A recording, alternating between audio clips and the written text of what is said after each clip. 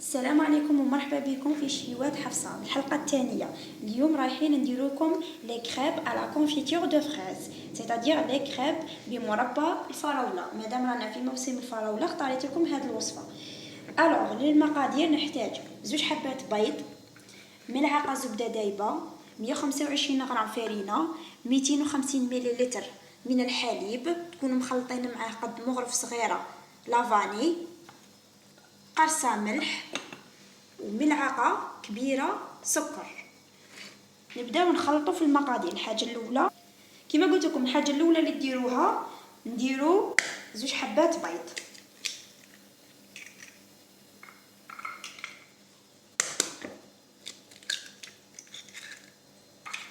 نديرو تاني ملعقة كبيرة سكر، نديرو الحليب،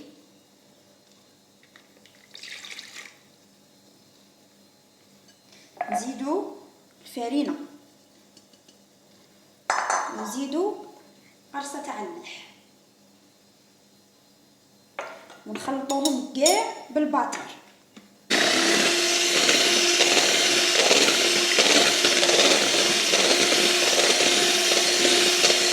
بعد ما خلطنا كامل المقادير بالباتر دروك نزيدو ملعقة زبدة دايبة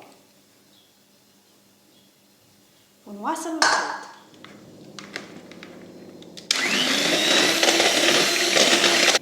بعد ما خلطنا كامل المقادير نخلوها ترتاح لمدة ساعة. انا راني مخلطه ديجا واحد اخرى قبل باش نبداو نديرو فيهم ديريكت.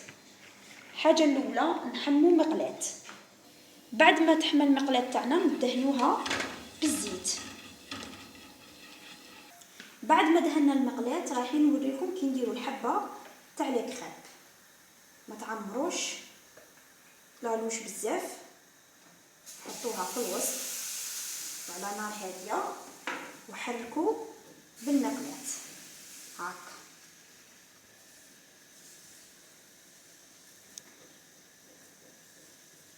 حتى ينشف هذاك الخليط ونخلوها طيب على نار تكون هاديه بعد ما سخنا المقلاة.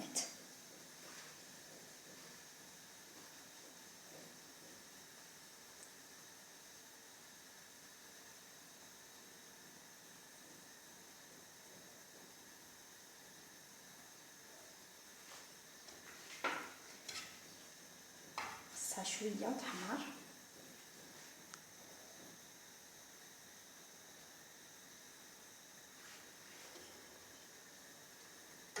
هيا دروك نقلبوها باش طيب من الجهه الزاويه.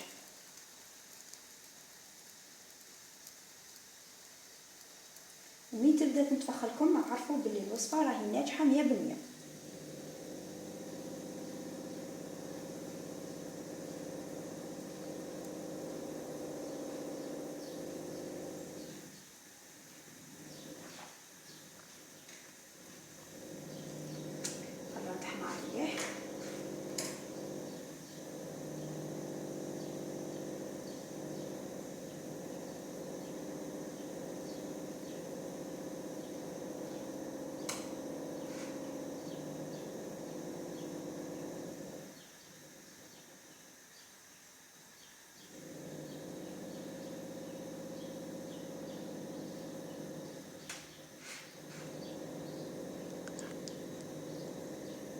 هيا لكم حبه لي كريب بعد ما طابت.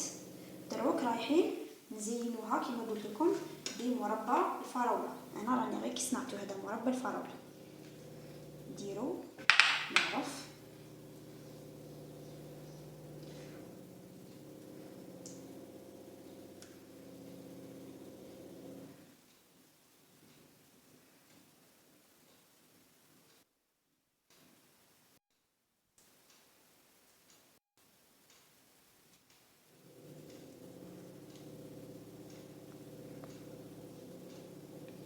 ورايحه نزينها من الداخل بالبنان، لاخاطش غادي نديرها على شكل تحليه. نديرو قطع البنان لاخاطش الميلونج تاع البنان مع الفراوله يجي شباب. نديرو قطع تاع البنان ونغرقوها هكا وهكا. هما ليكم حبات لي كريب بعد ما كيما قلت لكم هما حبات لي كريب بعد ما حضرناهم. وبالنسبه للموز، اذا كنتوا رايحين ديروهم تحليه عمروهم بالموز ولا باي فاكهه من اختياركم، ولا كنتوا رايحين ديروهم للقهوه ديروهم بمربى المشمش ولا الفراوله ولا اي مربى ولا مام بالنوتيلا. ان شاء الله يكونوا عجبوكم وننصحكم باش تجربوهم لخاطش يجوا خفاف بالنسبه للتحليه وبالنسبه كمقبله مع القهوه. والسلام عليكم.